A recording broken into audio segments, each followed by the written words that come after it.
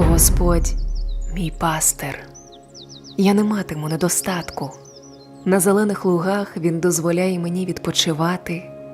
Біля тихих вод піклується про мене. Мою душу Він підкріпляє, провадить мене стежками правди заради свого імені. Коли б я пішов навіть долиною тіні, не боятимуся лиха, бо ти зі мною. Твій жезл і твій посох втішатимуть мене. Ти накриваєш переді мною стіл перед очима моїх ворогів. Ти намастив мою голову єлеєм, до краю наповнюєш чашу мою. Отже, добро і милосердя будуть супроводжувати мене в усі дні мого життя. Я перебуватиму в Господньому домі протягом багатьох днів.